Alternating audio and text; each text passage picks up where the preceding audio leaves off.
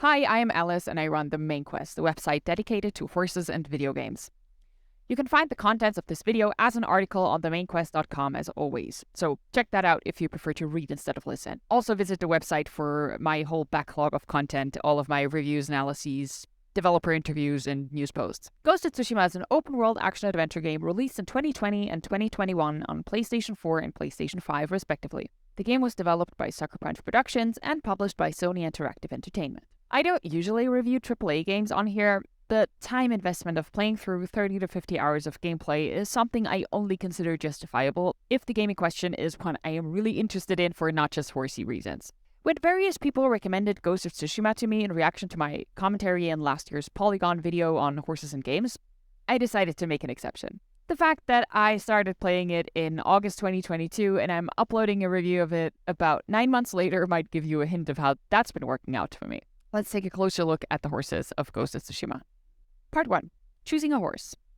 Our main character, Jin Sakai, starts the game on horseback as the 1247 Mongol invasion lands on Komoda Beach. He soon needs to pick a new mount for himself after the losses of that battle, aided by his new ally, a thief named Yuna. The three standard choices are a black horse, a dapple grey, and a white one. Here's where the game makes its first relatively obvious horse mistake. A horse with a white coat but dark skin is actually called a grey, whereas a true white horse would have unpigmented skin visible around eyes and muzzle. Oh well, we've seen worse, but it's still a bit annoying because it's such a common misconception. An additional option for some editions of the game is a bay dun with zebra striping on the legs and a shiny golden coat. A pop-up asks something along the lines of, if you choose the digital deluxe horse, it will be with you for your entire journey. That this horse's coloring is referred to by the special edition is a tad immersion breaking, but I chose it anyway. The horses come with traditional samurai tack, including the characteristic abame stirrups and a bridle made of white cloth bands. The horse model itself looks pretty good to me, though I lack the confirmation judging experience to analyze it in detail. What kind of horse would a samurai in the 13th century have been riding anyway? Our two plausible options are the Taishu horse, a native breed from Tsushima Island that's been bred there since the 8th century, or the Kiso horse, which was bred from the 6th century onward on Japan's main island of Honshu, and which was historically used by the samurai as a mount. Both breeds are pony-sized, standing around 13 hands or 130 centimeters. Both the Taishu and the Kiso horse are critically endangered today, though preservation efforts are underway. Jin's horse in the game fits the stocky type and staunch midsection of the Taishu and Kiso horses, but is too tall to really represent either breed. The latter is likely an aesthetic choice, and I'm entirely willing to forgive it. It might have looked distractingly goofy to put this regular-sized man in armor on a tiny pony. A feature I deeply appreciate is that the game gives you a choice between 3 fitting names for your horse, that Jin will then occasionally use during gameplay when mounting or when calling for the horse. I love that this is a thing, but I thought it could have been used even more in the story. I named my digital deluxe horse Sora. Part 2. Handling and Animation. Ghost of Tsushima follows the, in my opinion rather annoying, trend of blending between walk and trot based on how much you push the joystick on your controller. A practice that's irritated me in Horse Club Adventures and Spirit Lucky's Big Adventure, but is also present in recent Assassin's Creed games. The result is that moving consistently at a walk is something that requires active concentration. At least Ghost of Tsushima doesn't blend between the walk and trot animation for weird in-between states like the examples above.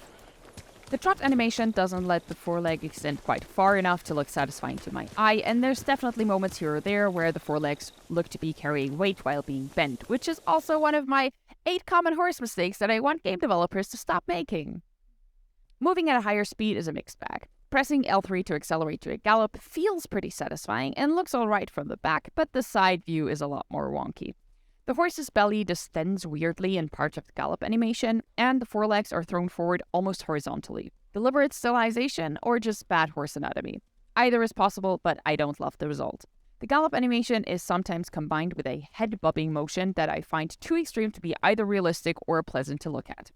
I also found myself missing a calm, chill canter in between the trot and the somewhat frenzied-looking gallop. Feels good but looks odd applies even more strongly to one specific maneuver. Being able to ride tight turns while staying at the canter is realistically important in mounted warfare, and it feels fantastic to maintain this maneuverability without transitioning down to a trot. But oof, boy does the animation for it look rough. Instead of maintaining a highly collected 3-beat canter, The animation transitions into a hectic stomping of the forelegs while the back legs awkwardly hop along.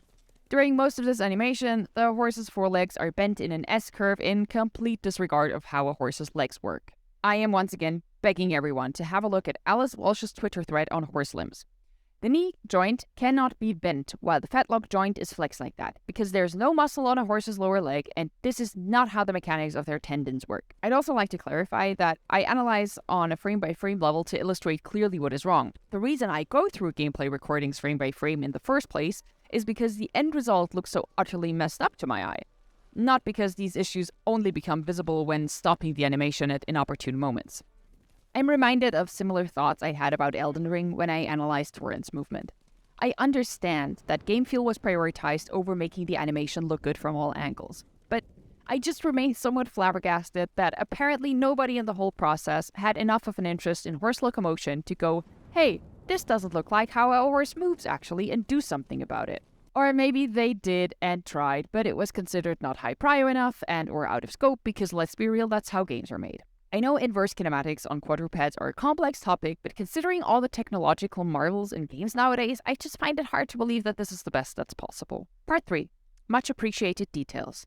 Around the time Ghost of Tsushima was released, the horsey detail I saw the most hype for in my community was this screen of Jin sleeping next to his horse. This isn't one specific scene in the story, but one of several tail-ending screens and animations that you can get when concluding a mission. The reason why I'm including someone else's clip here is that I didn't actually get this animation in my own playthrough because I stuck mostly to the main missions. From the pose itself to the peaceful ear twitching to the time to go, wake up animation, I love and appreciate this a lot. In combat-oriented AAA games where mounts usually serve strictly as sped-up transportation, it is so rare to see these sweet moments of peaceful interaction between any horse and rider. Now if only Jin didn't let his poor horse sleep in a saddle and bridle.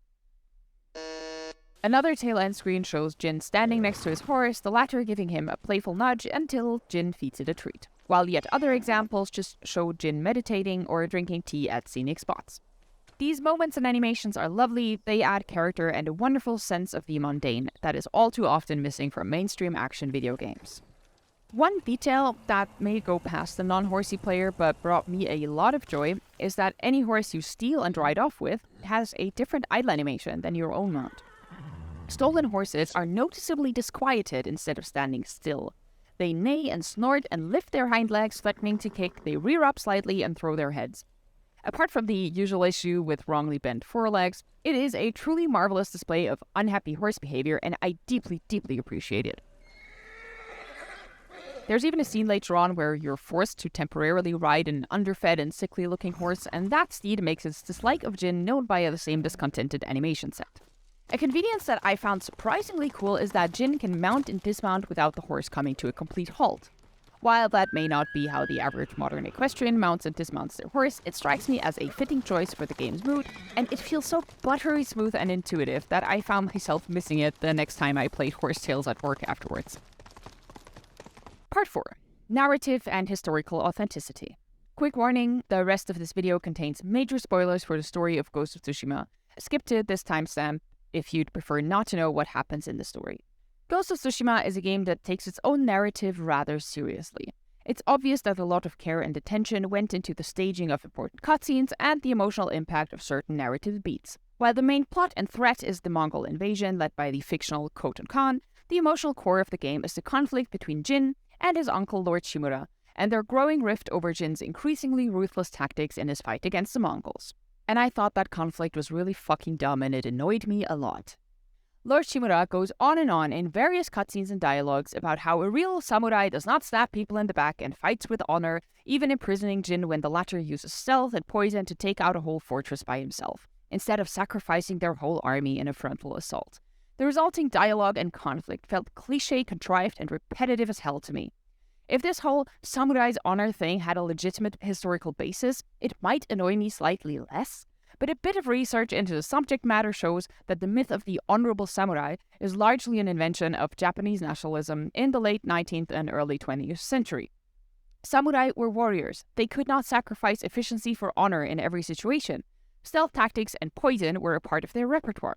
The complete separation of shinobi or ninja versus samurai as different people and classes is an invention of modern pop culture.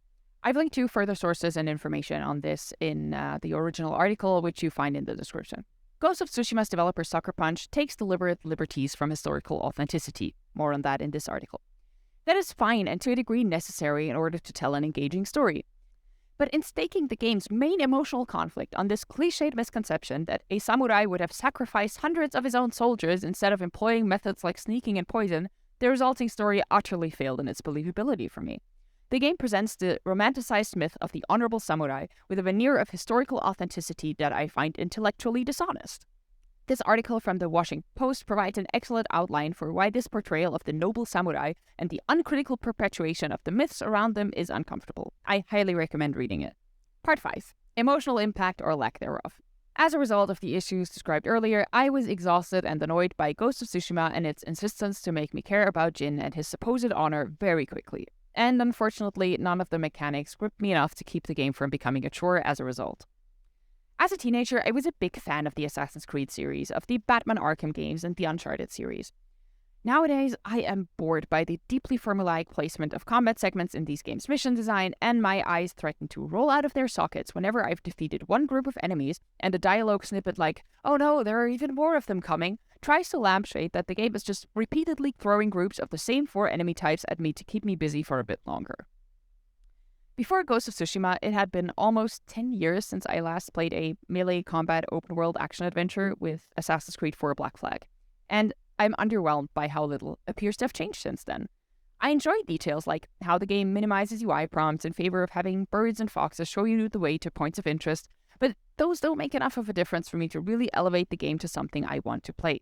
Okay, so I am cynical about mainstream blockbuster action-adventure games these days, and I don't particularly enjoy this type of combat.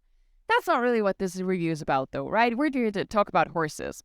So, what about their emotional impact? Again, spoilers. At the end of the game's second act, Jin escapes from his uncle's castle to reunite with Yuna and his other allies in order to fight the Mongols on his own terms and with his own dishonorable tactics. In his escape, his horse is struck in his croup by several arrows. "Forgive me, Sora," Jin says and spurs his wounded steed onwards. The following scene shows a weakening Sora or Kage or Nobu walking on and finally collapsing against the backdrop of a burning forest, accompanied by a hauntingly beautiful song with Japanese lyrics.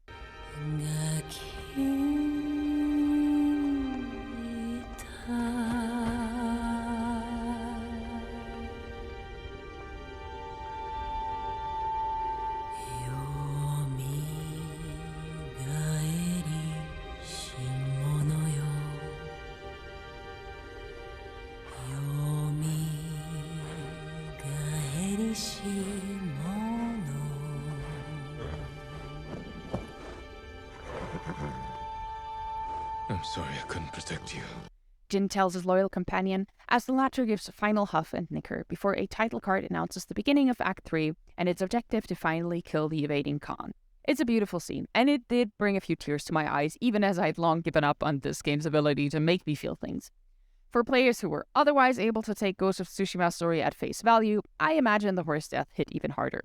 That the game lets you pick one of 3 voice-acted names for the horse and that it explicitly and wrongly tells you it will be your companion for the whole game are obviously serving this exact moment, and I think that works relatively well. In conclusion, I played Ghost of Tsushima for the horsey content alone, despite knowing it's not really the type of game I'm currently interested in otherwise. I'm glad I finished it, but I don't recommend doing that unless you share my pointless dedication to turning lukewarm takes into content. There are a lot of minor aspects about the horses in Ghost of Tsushima that I greatly appreciate and applaud Sucker Punch Productions for. Unfortunately, the overall appeal of the horse fails in its basic movement animation for me. And the emotional impact of key narrative moments, with and without horse, is drastically limited by the fact that the game hinges its dramatic core onto this pointless dichotomy of honorable versus dishonorable warfare. There is no doubt that Ghost of Tsushima is a competently made game overall. Its scenery and cinematic framing are gorgeous throughout, and it's obvious that a lot of care and effort went into the creation of a stylistically coherent experience. But it's also shown me that I'm doing the right thing for me by largely staying away from mainstream AAA games. If I'm going to force myself to play games with mediocre horse animation that I don't really enjoy, I'd much rather go back to picking weird niche horse games where I'm at least bringing something new to the table by talking about their quality at all. Thank you so much for watching. I hope you enjoyed this video, and I hope it offered something new even to those of you who have played and enjoyed Ghost of Tsushima. If you'd like me to review a specific game in the future, you're always more than welcome to leave suggestions, though as you can see from this one, it sometimes takes me a very long time to get to them. I will probably tackle Voice Club Adventures 2 next. Don't forget to leave a thumbs up or a comment if you enjoyed the video, and make sure to check out all of my other articles on themainquest.com. Bye!